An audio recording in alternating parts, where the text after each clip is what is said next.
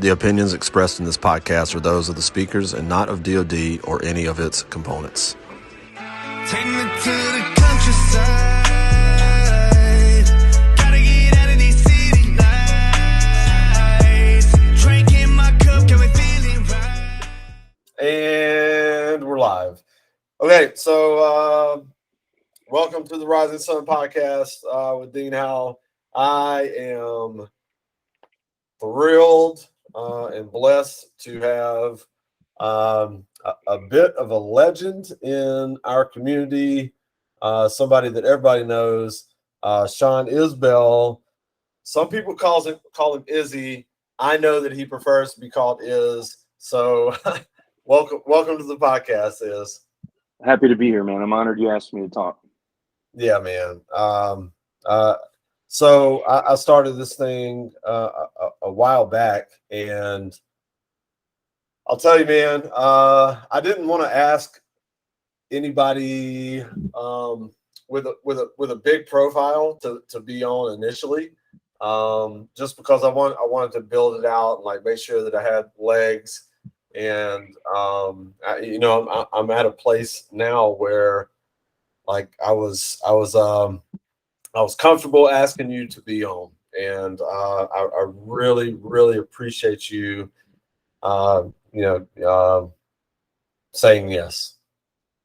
Oh man, I'm just honored to be asked, like I said, and I'm nobody really. The beauty of retirement is, and my license plate reflects it. I moved to Ohio and got a license plate for my truck. It says U.S. Navy retired on the back of the sticker, the typical sticker, but my license plate reads just is, that's just who I am now, man. And I don't wear my rank in, I don't put my rank on every day any longer. I'm proud to be a chief petty officer, always will be, but I'm just is, man. That's who I am. Yeah. I will say this though, man, and we'll get into it. Offline, we were talking about it a little bit, and when you were on active duty, you started it was kind of on Facebook, and but it was Motivate with Iz, right? Mm-hmm. And you would do interviews, or it was just like daily kind of affirmations, like, hey, like, and Mm-hmm. let me tell you something, man. Like, that was a huge motivator for a lot of us, and maybe you don't think it was, man, but that was one of those things that inspired me to start this thing. And it's not big or anything, right? But it does reach some people, and what you did with Motivate with Iz was a big inspiration for me to even do this thing, man. So I really appreciate that.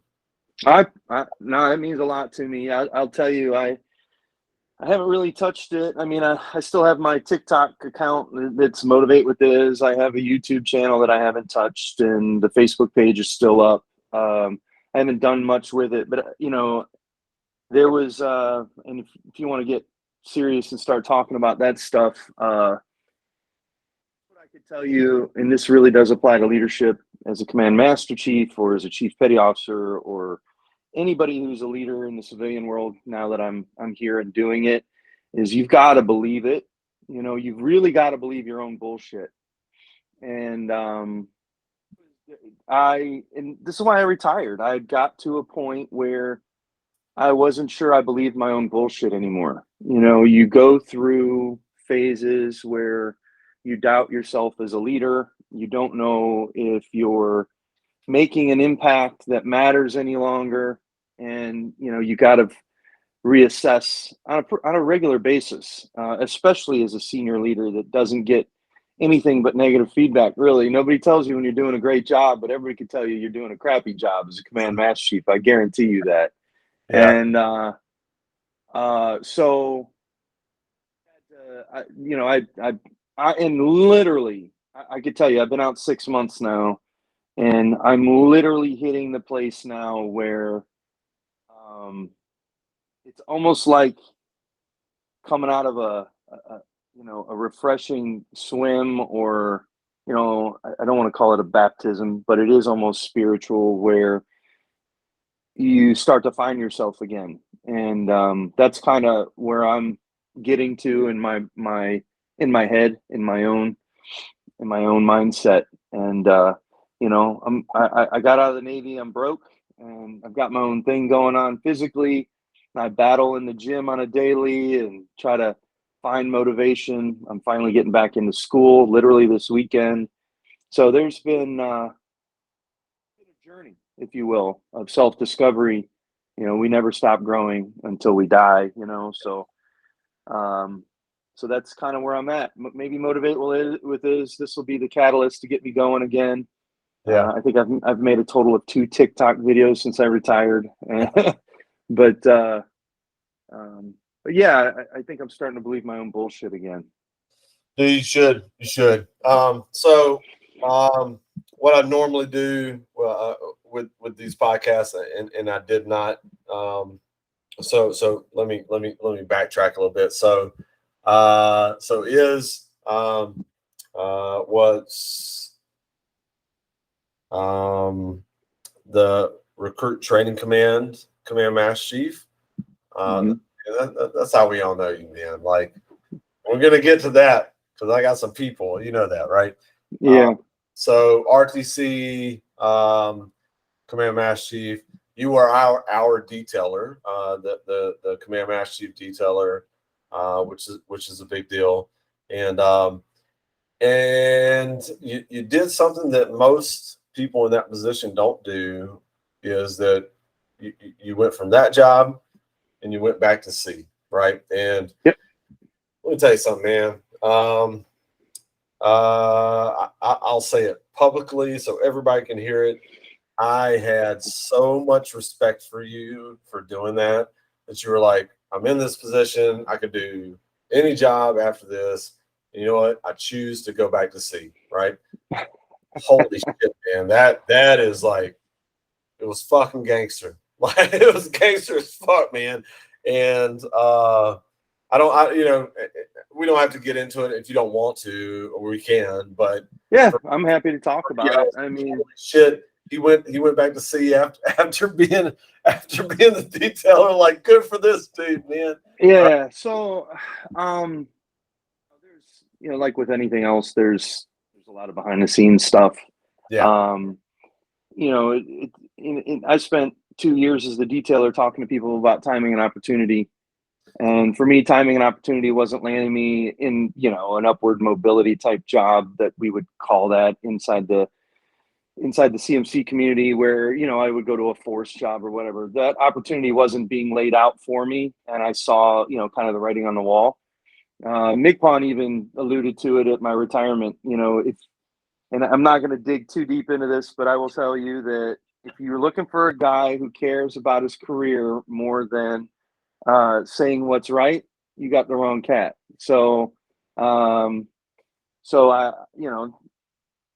what it is. And, what am I going to do? Go to, a shore duty billet in Recruit Training Command, which is a shore duty billet, although a big job, and detailing, which literally sucks. I'm going to go to another shore duty billet. I'm a sailor.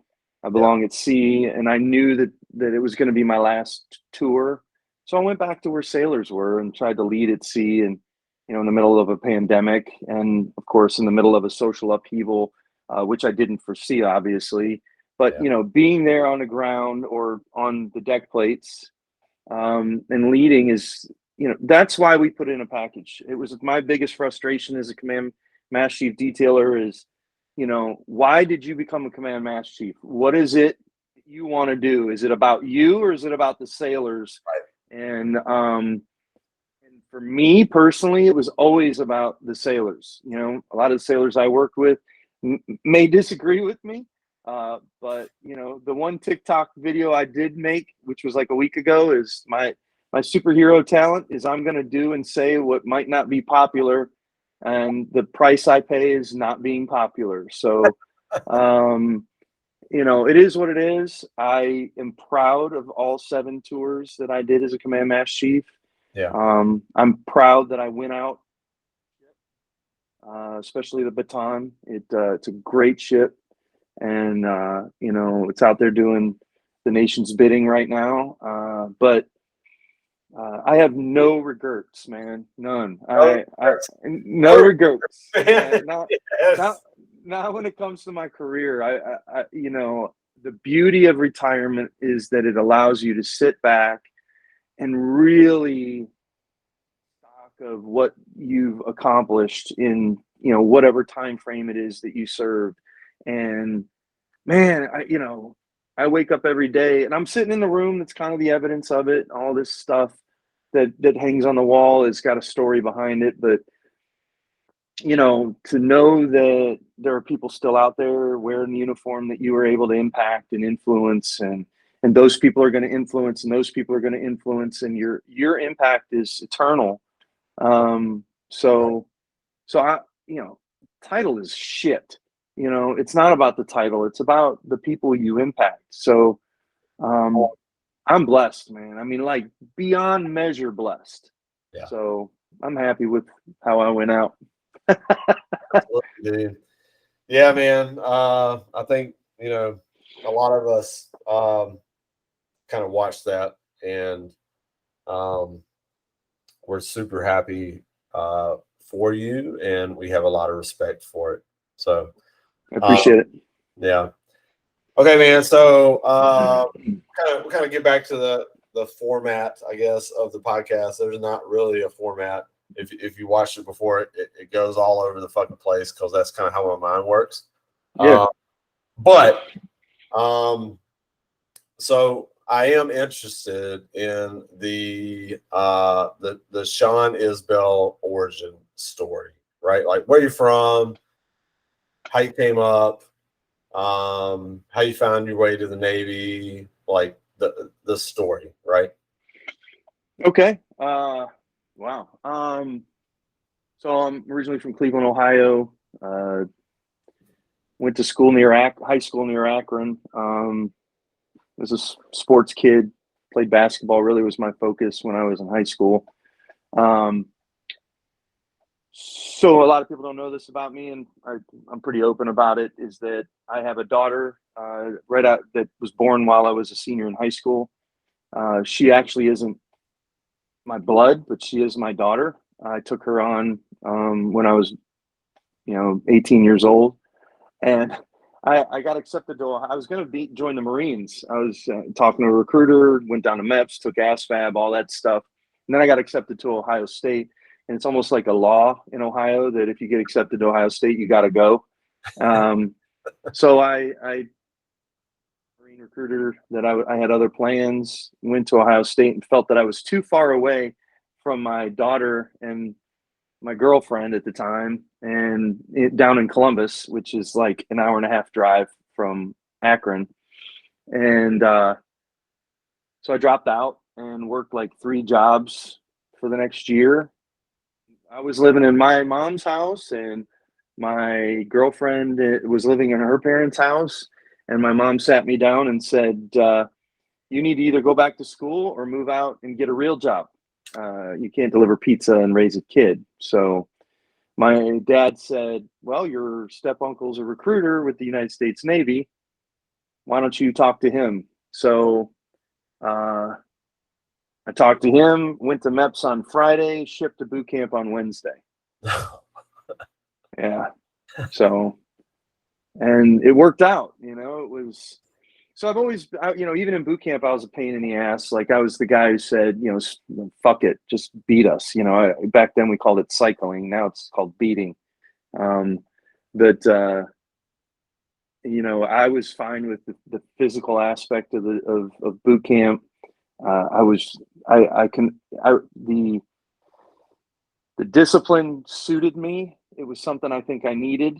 And over time, I joined the Navy at 155 pounds, and the biggest I got was 255 pounds, and I've never been above body fat. So to give you an idea of how I translated that discipline into other parts of my life, and it just suited me. So it was meant to be. I wasn't meant to be an architect. I was meant to be a command master chief eventually, and it was a great ride. Yeah, yeah, awesome, man. And so yeah, so guy from Ohio, and um, you know, I know you're a big Buckeye guy. Yeah, Yeah, it's understatement. Yeah. yeah. I don't know, man. So, and then you have a pretty interesting kind of family story, also, right? So, um, you know, so if you can walk us through that. Yeah, you want my whole personal? It's kind of personal, man. Like Yeah, married. no. That So whole I thing. yeah. So I have anybody that sat through Indoc with me has heard this story. So bear with me, folks. My personal story, and I share this because let's be honest, when especially as a chief or a command master chief, you don't have a person in your office crying because they've been married for 25 years and everything's wonderful, right? The Right. person that comes into your office is the one who says, my wife left me on deployment, my husband's a jerk, he treats me, he beats me, right? I mean, those things are that's Yeah. like people don't realize the stuff that the loads that we bear as leaders. They don't get that window to see what's going on. But so I share my personal story. I married my high school sweetheart. We had 2 kids together. Joined the Navy. Um, we were not. We were too young. We weren't good to each other. Yeah. It was that typical young rocky relationship. I left RTC the first time after I did my first tour there, and she stayed. My first wife stayed up there, and turns out she was having an affair with her boss, Yeah. and left me while I was on deployment, geobatching down in Norfolk. I was in deployment, and she left me for him. Now, normally that's kind of where the story ends, and you just go, "Oh, screw that girl," and I hate her, and she's the mother of my children.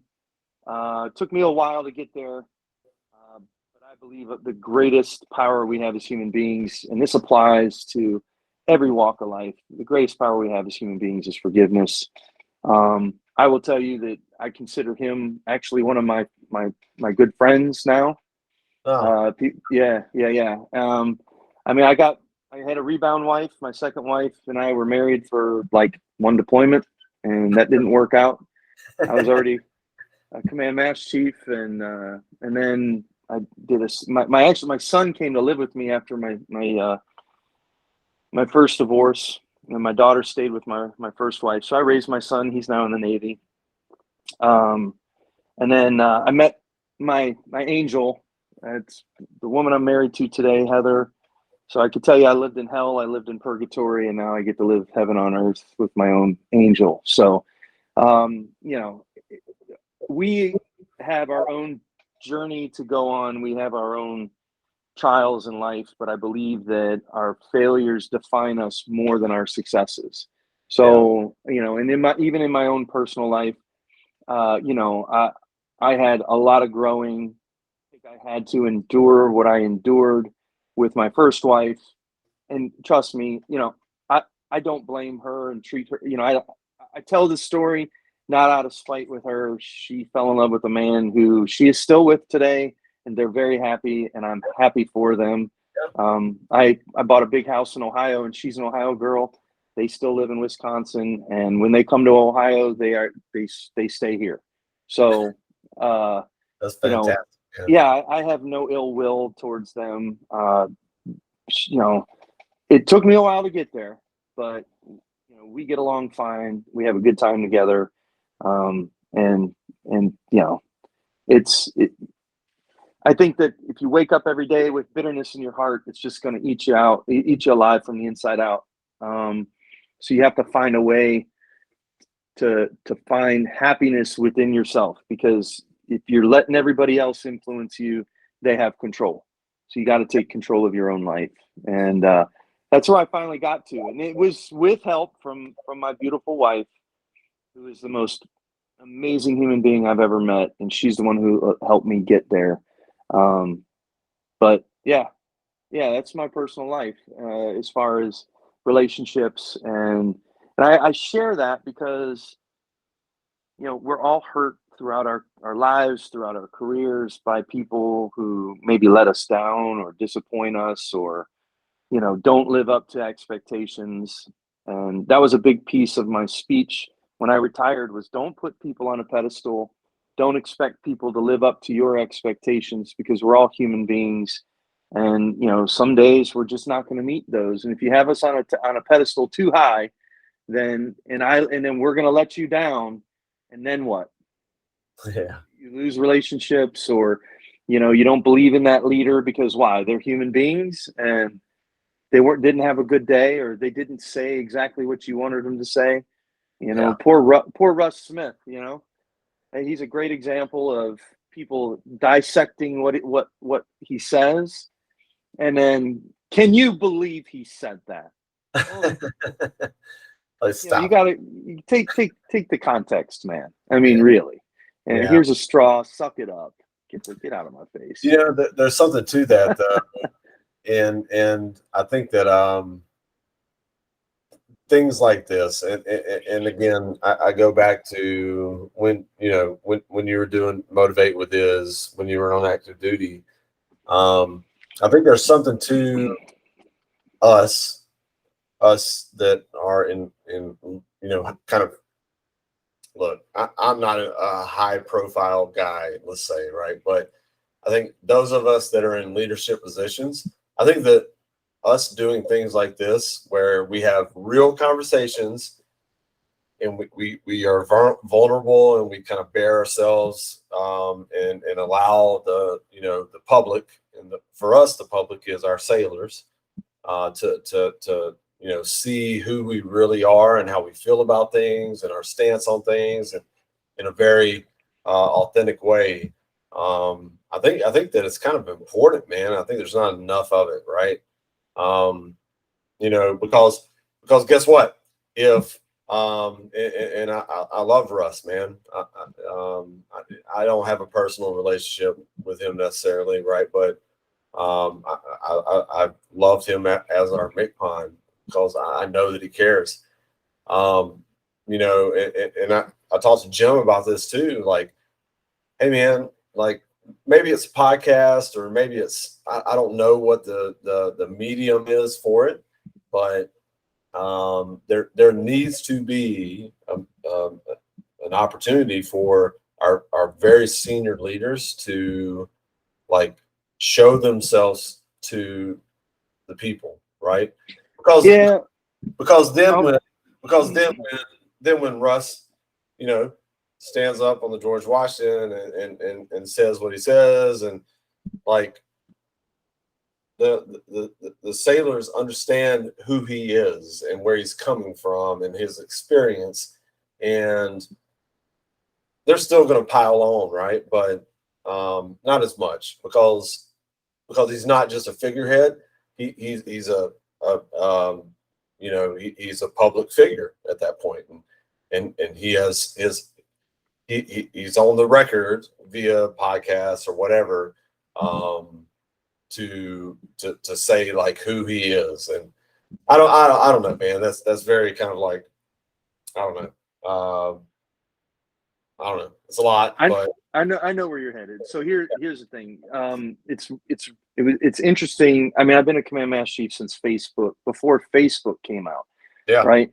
So, and I watched the evolution of social media and the shrinking of the world because of the virtual thing that exists. And I think that, somebody who was an absolute trailblazer and understood where the power of this thing was going to go was Rick West. Rick was a good MCPON. He's got a different type of personality. He's very outgoing. Hell, he hugs everybody he sees. He high fives people, does push-ups, and he's just this bundle of energy. The uniqueness of his personality really played well, and he saw Facebook for what it was, and he leveraged the pages and created the MIGPON page and all of that stuff that he was on all the time, and he seemed very accessible. The double-edged sword that comes with social media and transparent leadership, and I guess sword is the great term to use, is that people weaponize it against you. Right. So, they sit in their comfortable place and, do the keyboard warrior thing and just throw arrows. Right. One thing that I promised myself when I retired, and I haven't done it yet, and I won't do it, is I'm glad I'm retired. I'm glad I'm not in this Navy anymore. Blah, blah, blah, blah, blah. Not for me to say, not for me to judge, because I'm not leading in that environment any longer. So you got, all the best to you guys, and God bless you for doing it. But you're right. There's a way to leverage it and be transparent, but understand the folly in not being open and really sharing who you are. Now, here's the other piece, and we talked about it earlier, is when you're like that, you're taking a political risk with your career. Yeah. So you have to be willing to accept the consequences. And this is what bothered me when I was active duty, is preach it in not in August any longer, because we're still waiting on results, right? Boards are now convening and blah, blah, blah. But it used to be August, September, we would preach. It's no longer about you. It's about the people that you work with. It's all about turning around and giving people hands up so that they can achieve what you have achieved, Chief, right? That's what leadership is. So you have to be willing to, especially as Command Master Chiefs, to accept that risk, because we've already arrived. I was preaching this before I got out. There is an insulatory layer in the rank system, and that is the Command Master Chief and the Master Chief. You're not going to be advanced any longer. You can be promotable for the rest of your career, and it's not going to impact you. No, you're a Master Chief. Anything else, you've achieved the 1% club. Your job is to tell your captain or your department head the truth and hold them accountable, and turn around and tell your sailors the truth and hold them accountable, because you're not going anywhere else. You're there. Yeah. Title means nothing if you're not doing what you were advanced to do in the first place. Yeah. It's not about you. So, man, that layer is so magical. It's such a special place to be, but you got to leverage it. You got to be the person willing to go and say the things and be that person that, has the superpower of not caring about not being the popular person in the room. Yeah, man. And it's this thing where it's counterintuitive to the way that you have been raised, where you want to be a people pleaser, right? And I want to make everybody happy. I want to make sure everybody's doing good. And then look, dude, I'm still a baby. I made 9 in 2016, right? And I'm on my 3rd CMC tour, but like I'm really in this tour realizing exactly what you're talking about, where it's like, hey man, I'm just gonna tell you what it is. And I'm not gonna be a jerk. I'm not gonna be an asshole, but I'm gonna tell you what it is. Mm-hmm. And hopefully you listen to me. And if you don't listen to me, I'll probably tell you I told you so when shit goes sideways, right? Mhm. That's kind of my responsibility at this point, you know. Yeah, yeah. Uh, Well, that's the other piece that you got to realize too, and that's the beauty. I've actually really been able to leverage it in the civilian world. Is as soon as you can realize that you have influence, but you don't have that power necessarily, right. right? It's Yeah. not your decision to make. Right. It's for you to advise. It's for you to. Uh, Leadership is the art of influence, and that is pure leadership. Is like to go, hey, here's how I've seen it, and here are the 15 things that will happen if you do or don't do it. Over to you to make that decision, ma'am, sir. Right? Yeah. And it's the same in the civilian world. A very sobering moment for me was when I started my current job, and I thought my position was different than what it was going to be, and they're like, "Just go make this amazing." Like, yeah, but what about this other stuff? And they're like, "No, no, no, go make this amazing." Like, Yeah. I want to do this other stuff, and care I was a command mass chief. They didn't care that they cared I was in the Navy and they appreciated my experience, but they're like, no, no, no, go do that. I was like, man, this is sobering, because for 15 years I had the ability to walk in with my uniform on, and everybody's like, "Oh, command master chief's here." Now they don't care. Is go at what we're paying you to be great at. Okay, all right. And I Yeah. literally had to go. All right, sobering. But it was like sobering in a very, like I said, it was like a baptism. It was spiritual. Like you just kind of go, Yeah. good. And literally within a month and a half, they were going, "Hey, yes, remember that other stuff you wanted to do? I need you to go do that." I'm doing it anyway, but I had to kind of work my way into that stuff, right? And it'll come. I mean, it's fun. It's a lot of fun when you get to that point, and especially in your civilian after you retire. Just remember that nobody cares you were command master chief. You're just Dean. You're not Command Master Chief Dean. that Yeah. goes for that goes for everybody in uniform. We're so used to people saying, "Oh, thanks for your service," and okay, great, thanks for your service, but now you're moving on, and you got to earn it, just like you do every day in uniform. You got to earn it every day out of uniform. So. Right. Yeah. I'll tell you, man, that's I think that's especially for us, they're a little more senior. If I would have gotten out after my first tour, or maybe I did a sea duty and a shore duty, and then I decided to get out, it probably would have been an easier transition.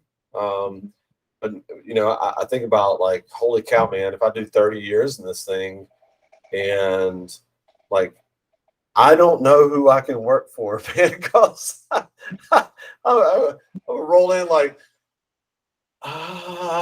like, Yeah. you just have to find that humility to be able to like contribute, but not be in the same position that you've been in for so long, right? Yeah, well, I think that regardless of rank in the Navy, when you get out, like you become a fixer, right? So you roll into a command, and you have a limited amount of time, and you go, okay, what can I fix? How do I get this on the right path so that my relief can continue to make this thing better, right? So when you walk into a new place, regardless of what you're doing, you kind of go, okay, what am I going to get after? What am I going to fix? What am I? Yeah, this, and this. Come up with a POA and M, and we're off and rolling, right? So, it's the same thing I did when I started this new job. I walked in and was like, oh, we're not doing this, we're not doing that. Holy crap! And it's exactly why my boss hired me. He wants me to do those things, but my direct manager and another guy, the operations manager, was like, no, no, no, no, just do this first. And then as time has rolled on in this very short period of time, they're going, oh yeah, we're seeing a need for that. But that's why people hire military, because they know that we want to make things better. We're full, we're full in, we're charging up the hill, whatever analogy, full steam ahead, whatever analogy you want. It's who we are. It's ingrained in our DNA after just a small time in service. Yeah, we want to fix shit, right? Yeah, like, yeah. It's in us, right? It's in us. I don't care what you did in the Navy or in the Army or in the Marines. You roll out like, you're not this presumptuous, pompous asshole. Some people probably are, right? But when you roll into an organization, we're wired to want to identify the problems and then offer solutions and then make it better. Like that's how we're wired, right? Yeah, and I would say that was probably, I do self-reflection and I look back at it, especially my last couple of Chiefs messes. I don't know if I did enough of attaboys or attagirls or atta team or whatever you want to call them, where, hey, this is going great, keep it up. I don't know if I did that enough. We're constantly looking for a place to improve. Yeah. Right. So we get caught in that loop where it's okay, that's fixed, moving on. Yeah. And I'm gonna go fix something else. So I'm not sure if I was I mean, I don't know. You'd have to ask some of the folks in my last couple of Chiefs messes if I did that enough. But I'm my own worst critic. But yeah, I'll tell you, man. Like when I look at, my first couple rides compared to this one, I've been a much more positive person in this one than I was, especially in the in my first C tours of CMC. I mean, we can get into that. Don't really want to. I mean, it was crazy, right? I mean, it was FDNF warship, first ship going through the basic phase, and it was already a bit of a shit show when I got there, and so I certainly did not hand out enough attaboys. Right? But then, I came here to Misawa and very, small Chiefs mess, not a huge mission, and these guys are getting after it, right? Obviously, it's a different, environment. We're not up against InServe or, selling through the South China Sea or whatever, right? But it's taught me a lot about like what you said, being able to, be critical, but not extent that I'm losing, my Chiefs, right? Like, I'll let you know what you need to do, and I'm also not gonna crush your skull at the same time, right? So, anyways, so I don't know, man. Okay, I'm gonna switch gears real quick. I'm gonna do this part real quick. I don't know if anybody's gonna watch it. I'll make some recommendations. So, there's two in particular that I know that worked for you at RTC that are very good friends of mine. One of them is Aaron Paul. I think we've talked about him before, right? I think he made it there, so you initiated him there. His wife was my ombudsman. Exactly, right, Amanda. Yeah, she's great. She's great. I'm probably going to take a clip from this because I always tell him I like Amanda way better than Aaron.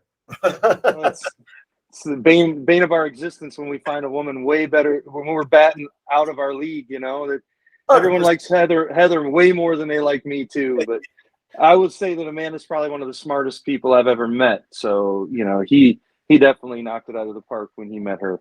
Yeah, he married up big time. Yeah. So he was my OSC on the Campbell, and he's command senior chief in Pax River now. I did not know that. Yeah. How awesome. Yeah. Why did I not know that? That's fantastic. Yeah, he's in one of the VX squadrons in Pax River doing his thing, man. Commander Senior Chief, got the cookie. Couldn't be more proud of that dude, man. I fucking love that guy, right? Good for the Navy. They got that one right. 100%, right? Yeah. And the other one is so Frank Rice, CSCS type. Mm-hmm. You initiated him too. Yeah, same. I think it was the same year they both made it. So I Yeah. think so.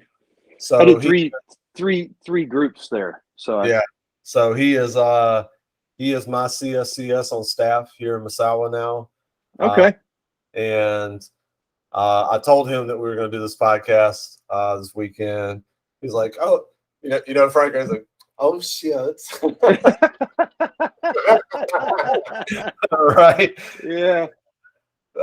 Fucking big game Frank, man. He's a pretty guy, man. I tell you, him and there was another guy in that same class, Michael Murphy. They're both beautiful human beings, and yeah. They're good dude. Yeah, I love him. He's a big SOB too, just a big man. Yeah, he's like 260. He's my CFL up here. Has no problem taping in, right? Like, yeah. But 260. yeah, he's boy. intimidating. Yeah. There's some great folks that just RTC is so unique in the sense that a lot of people go up there begrudgingly or they want to go up there because they want to make a difference and influence the next generation of sailors. But I think that RTC gives back as much as it takes. You walk out of there with a different perspective on your role in the Navy, a different perspective on leadership. It's a hard job and it eats you up. But, if you survive it and you excel in it, you walk away a completely transformed human being. The recruits and the atmosphere and the machine that is RTC, it changes you. I guess it's why I went up there twice because I just have a great love for it, and the people, man. Both my tours, I'm still in touch with so many of those folks thanks to social media. But to watch them grow and become what they become is probably akin to Susan Whitman watching me grow up and become the person I became because she initiated me, and I was just some young dumb first class petty officer who thought he knew everything and eventually became a command master chief, and it was because of RTC and the influence of people like her. Yeah, that's amazing, man. Yeah, I don't know, man. Like it's that's a tough job, and the people that volunteer for it, I have a lot of respect for, and I can't even really imagine being the command master chief of RTC. I imagine that it's very rewarding once you're done with it. You know what I'm saying? Yeah, so I call it my crown jewel of my career. I think it was the best tour I actually had. We were able to rewrite the curriculum while I was there. All the changes started while I was there. Obviously, David, continued that charge after when he relieved me. But 100,000 people were trained while I was the CMC of Recruit Training Command. It's a third of the United States Navy at that time, and I would still,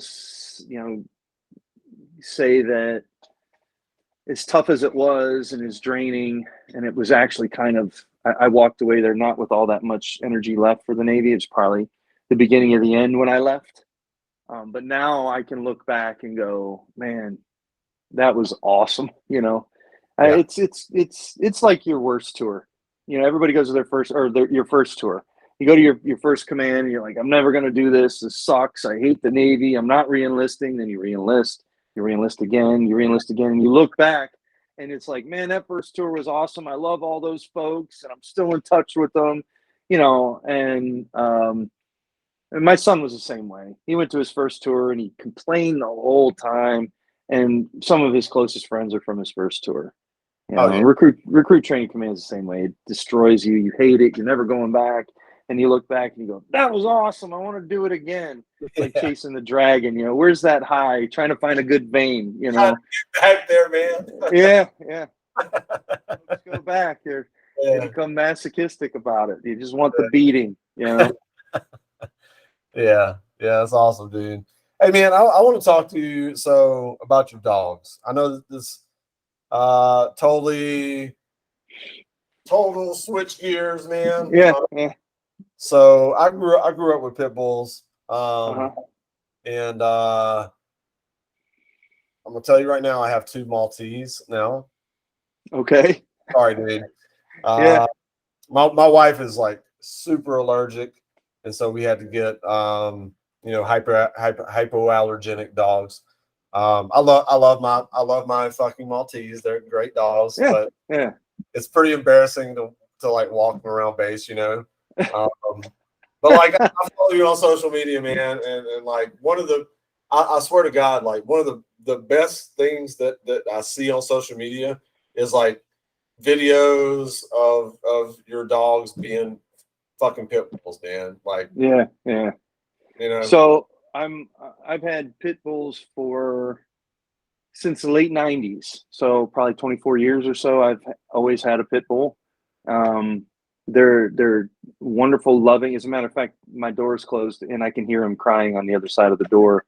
But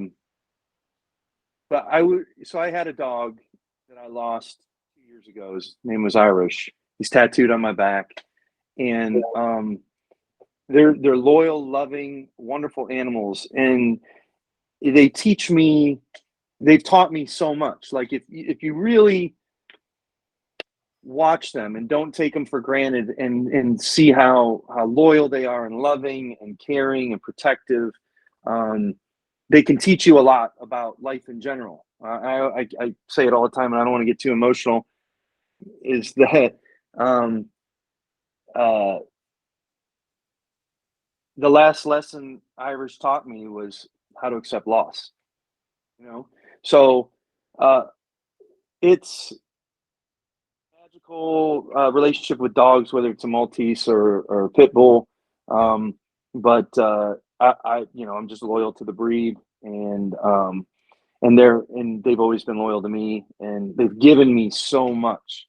I've seen a meme lately on social media that says, one thing that'll always be with you no matter what is your dog. So love treat them right.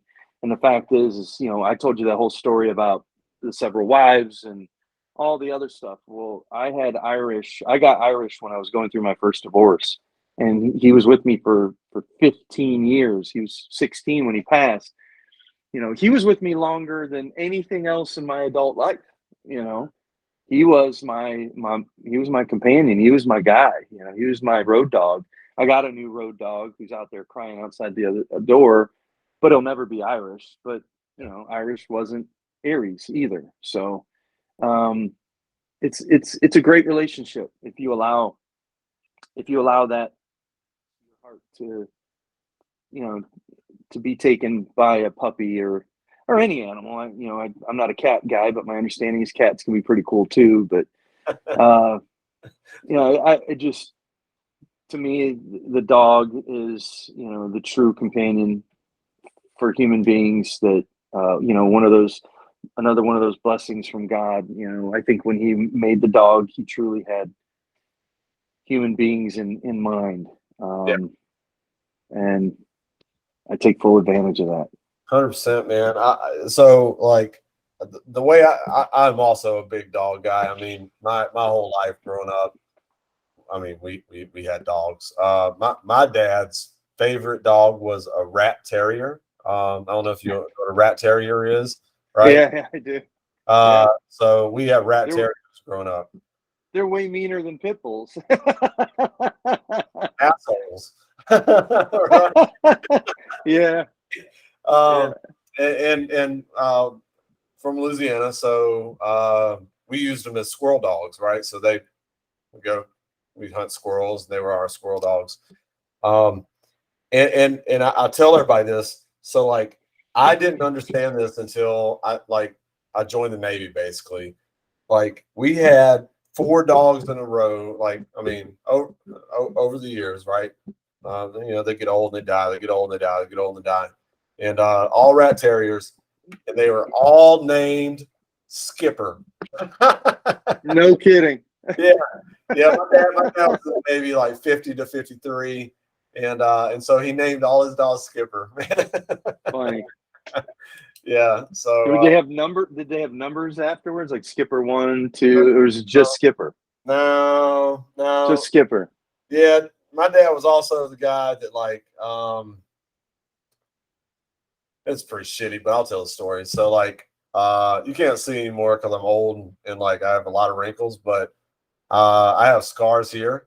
So I don't know if you know what a Catahoula cur dog is. I do. Yeah. Yeah. So we had a Catahoula cur, which is a Louisiana dog. They're hog dogs, and when I was young, man, like maybe 4 or 5, so our cur dog, he like attacked me, like he bit me on my face, like bit through my cheek, the whole thing. Yeah. And like dad,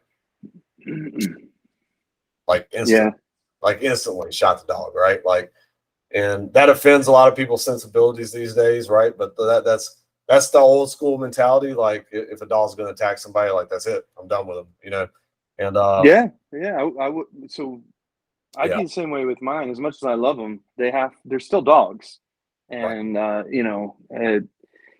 love my boys, and they're like our children. But and we've raised them with an understanding of how to behave. My dogs, you can stick your hand in their bowl while they're eating. You can grab their tails, and we've raised them that way because we have kids here all the time, and I don't want to lose my dog. So it's my responsibility to train my dog to know how to behave around children, especially. So even today, if one of my boys did something like that, as much as it would break my heart, I couldn't keep that animal.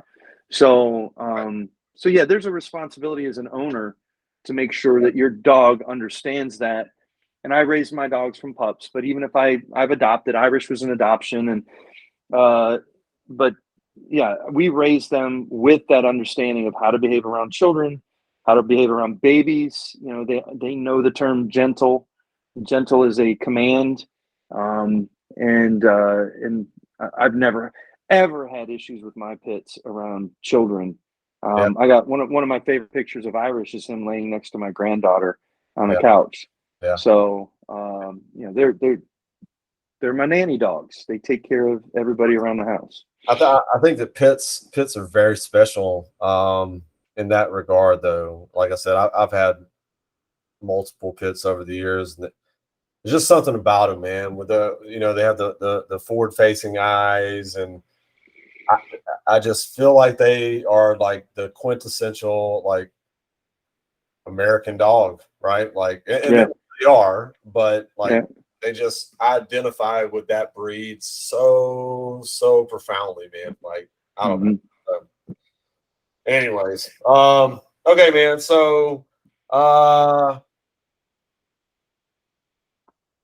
I don't know how much you want to talk about it, right? So I know that you've in real talk, if you don't want to talk about it, it's okay, right? But I know that you've had kind of some health issues, and I know you're a fitness guy, right? Like I know you like to like get it in the gym. That's your thing. But I also know that you've had a couple of scares over the years.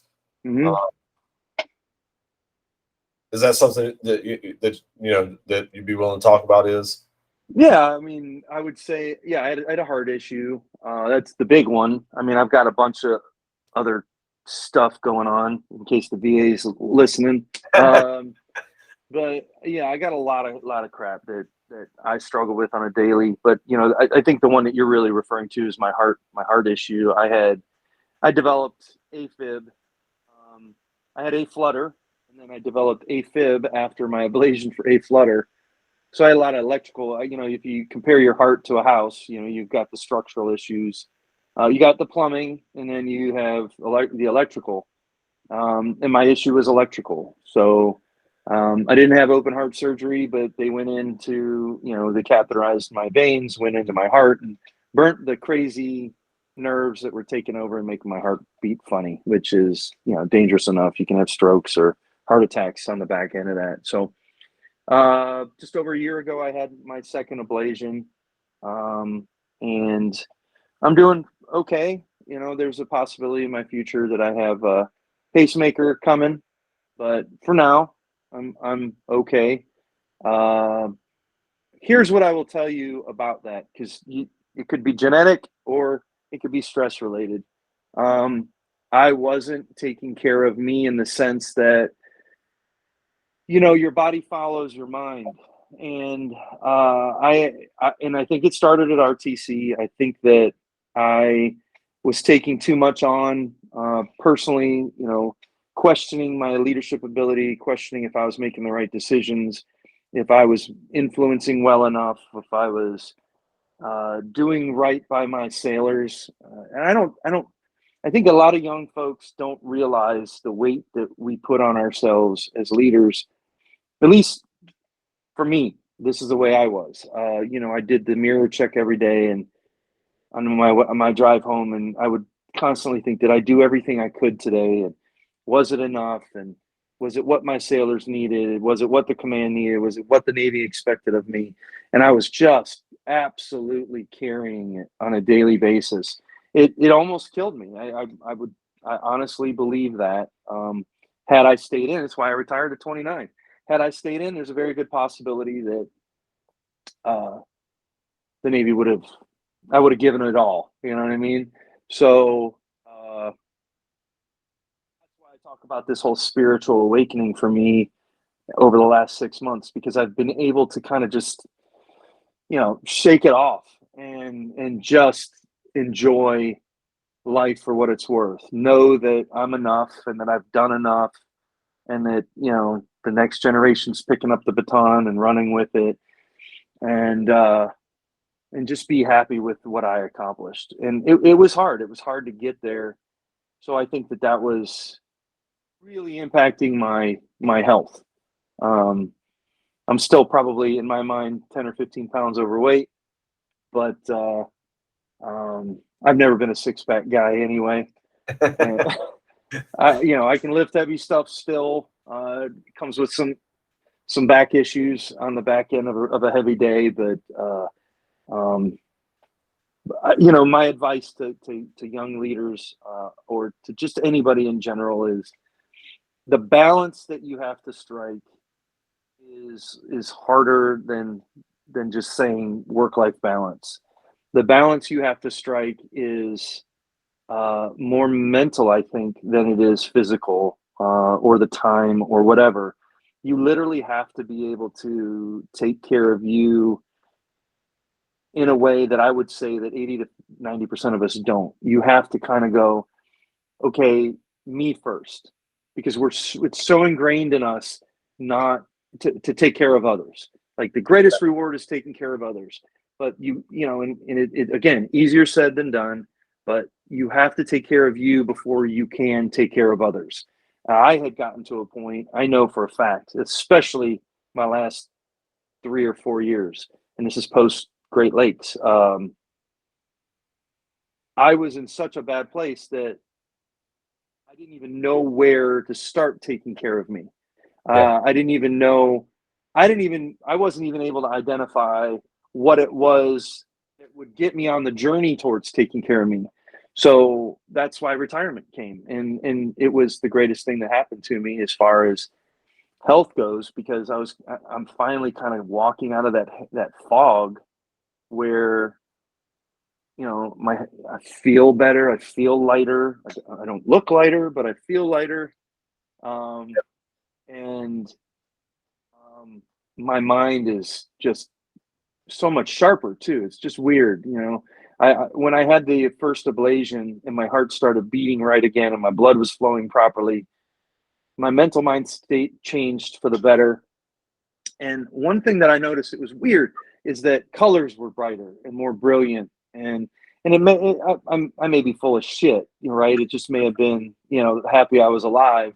Yeah. But it's maybe a different appreciation for what you have and being around and still breathing. And I think that that's kind of where I'm at today too. Is like, you know, I told you I wake up every morning and I go, man, am I lucky? What was I blessed to have the 30 years that I had in the 29 in the military, and now to be living. You know, if you watch my social media, the house has been like a money pit, but it's big and gorgeous and beautiful, and I've got land, and I'm living a mile away from my mom. You know, and you know, I'm just enjoying life in general. So, you know, my prayer for everyone is that they achieve that same happiness. Like everyone deserves this. So Yeah. Yeah. Yeah. I'll tell that's you, my man, health discussion. it's I think that I can speak for a lot of people that it's fun to watch, kind of like the transformation of the property and the house, right? Like um, I think that is a very that's kind of like a quintessential like dream that most people have. Like when I retire, I'll get the forever home. It's a bit of a fixer upper, you know, and I'm cutting down shit, and I'm you know, like I'm making it mine, right? And I think that I think that's it inspires me, and I have no doubt that it inspires a lot of other people, man. Like that's fucking fantastic, right? So here's what I do want to say, man. Just kind of, I think, you know, as we get ready to kind of wrap it up, right? What I want to tell you is that you inspire a lot of fucking people, is and I know you're going to be very humble as I tell you that, and you're going to say, "Oh, thank you," and da da da. But like, what I want to tell you is that, like, you know, I think that if you have time for it and you have the emotional capacity for it, I think that there's a lot of people out there that would love to see you get back to you know, Motivate with Iz or whatever platform that it is, right? Because I don't know, man, you're just an inspiring fucking dude, man. Like I think that we all, I say we all, there's a lot of people out there that know you and look up to you and appreciate the way that you look at life, right? So I'm not saying do it. I'm just saying that it would be very appreciated. And here's the other thing I'll tell you is that, like, in my experience, I've been doing this podcast not quite a year. And it's a labor of love, man. Like I understand. I talked to Paul about it, you know, Kingsbury, as I was getting started, and he was like, "Hey, man, just understand that, like, you know, you might get 2 views on one of them, or you might get 1,000 on another one. Like, who knows? Yeah. You know." And he's like, "But if you want to do it, just do it, right?" And so I've enjoyed doing it because I get an opportunity to do things like this, right? I get to know you, you know, and I've always wanted to get to know you, and now I've gotten to know you a little bit better. And so what I would say is for those of us on active duty and those of us that you've impacted that are retired, man, we'd like to still see a little bit more Iz, man. No, I appreciate it. Out there. I will tell you that you know, I was having a conversation with somebody, one of my coworkers, and I kind of had an epiphany this week. It was actually this week. Of all the things that I miss from my time in uniform, especially as a command master chief, is talking to large groups of people. Like I miss. I'm the capital E in extrovert. I'm truly an ESTJ, you know, by the book, and I just miss that rush. I miss the ability to just kind of get in front of a really large group of people and either share my story or, you know, talk about a leadership thing or motivate people to get on board with a policy, if you will.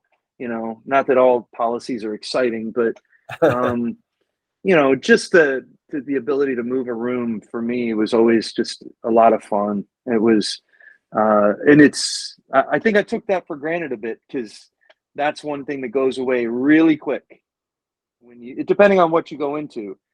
I didn't want to be in the military or around the military. I chose a career field that was far away from that. But you know, maybe it'll come back around in a different form. You know, who knows what God has intended for me? So we'll see. Yeah. All right, man. Hey, I just want to tell you thank you. And like I said, we haven't really, we've known each other, you know, via detailing and things like that, and over social media and whatnot. But this is the first real conversation we've had, and you know what, man, like it went almost exactly like I thought it would. And it's because you're an authentic motherfucker, man. Like, you are who you say you are and who you present yourself as. And I just really appreciate you taking the time with me. It's very impactful, and it was a lot of fucking fun too, man. Yeah, this is great. I don't know, who knows? You may have lit a fire under my ass on my own stuff, and you know, get it going, right? So let's go, man. Yeah, you know, the part in, you know, Paul, you know, kind of had a point. Is it's the same as being a CMC. You don't get much feedback. It's not like you get a midterm counseling and the captain tells you do a better damn job. You know, you never get that. So doing something like Motivate with Iz is kind of that same thing. You know, you have to find joy in the process, because you're not going to get a ton of feedback on the back end, right? You have to enjoy the process and know that even if it's just one person that's trying to, okay, shit is said, get out and motivate. I need to do that one thing today to make myself a better person, or achieve a goal, or, you know, make the world a better place. You know, if you're doing that with one person, it's all worth it. So I totally get that. And, you know, the problem for me was I wasn't believing my own bullshit. And it's not bullshit, but that's the greatest way I can explain it, is you really have to believe what you're saying, because if you don't believe what you're saying, then you can't influence other people.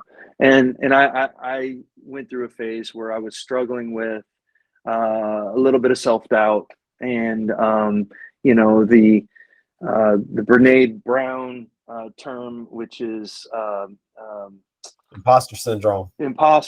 Truly living it. You know, and you know, you could be your own worst critic, but then you could be your own downfall too, because criticizing too much, you know, just holds you back. So yeah, it's kind of where I was. Yeah, no, I get it, man. I mean, trust me, I do these, and I have no doubt that there are people out there that are hating, and you know, talking to Suze years ago about haters. She was like, they're always going to be there, man. You just got to do what you do, right? Yeah. And I still struggle with it a little bit. I'm like, man, I know that this one might get me in trouble, but I don't fucking care, man. I'm going. Yeah. And I don't know, man. So I appreciate, you know, that sentiment. The whole imposter syndrome thing is a real fucking thing. But man, check it out, bro. Like, of all of us, you should have the least to worry about when it comes to I appreciate that. I do. It's, you know, I think it goes to show you that regardless of how successful you are, or the things that you may or may not have accomplished, everyone struggles with, you know, self-doubt and you know, self-esteem. I don't care who you are, or, you know, we're human beings, and it's a true human emotion that we all have to struggle through. I think anybody that says, I don't know, you know, I got a buddy who says, I don't live with any regrets. He's so full of shit. no regrets. We got regrets. All of us got regrets, and it's part of living. And I think maybe you haven't lived if you don't have a regret. You know what I'm saying? I think I said it earlier. We're a sum of our failures more than we are a sum of our successes. You know, and it's what you do with those failures that make you really, truly who you are. So, you know, that speaks a lot to your character if you can learn from a failure, or you can pick yourself up after a failure and move on. You know, I think we all need to get to that, and be okay with taking risks and failing, and working hard for things. And, you know, hard work is the core of this country, and we're all shying. Not all of us, but many people are shying away from that nowadays. So we need to get back to that foundation, and Yeah. be better. Just be better. 100%, man. Hey, so if I can recommend a podcast for you, I don't know if you've heard of a guy named Andy Frisella. You heard of that guy? No. Yeah, look him up. You'd like it. Yeah. Yeah, you'd like it. And it's called the Real AF podcast. So Andy Frisella, Real AF podcast. He's one that I listen to a lot. And it's pretty raw, man, but it's fun. It's a fun podcast, and it keeps it nice, and you know, it keeps it at like the 45-minute. So it's like on the drive to work, or I'm getting ready. For me, I'm still shaving, right? Me too. Yeah. Yeah, I went to the onsen before this podcast and got my shave on, man. I was looking like a fucking vagabond before. This is my freedom beard, though. This is never coming off, ever, ever, ever. I fucking love it, man. That's awesome. I'm growing it out now. I've been kind of trimming it back, but it's gonna get a little bit longer. Yeah. My wife's like, I miss your face. I'm like, well, this is what you get. This is it, honey. This is it. Sorry, baby. Hey, let's do this again, man. Sounds good. It's easy to set up Google Meet. And man, I really enjoy talking to you. And like, it's 10 o'clock or whatever over here, but I'm walking away from this feeling energized and motivated. And I'm just really appreciative of you taking the opportunity to talk to me, and really everything that you've done for a lot of fucking people, and that you continue to do, man. So thank you very much. Yeah, brother. I appreciate it. All right, Dave. All right. That's it, man. Yep. All right. Take care.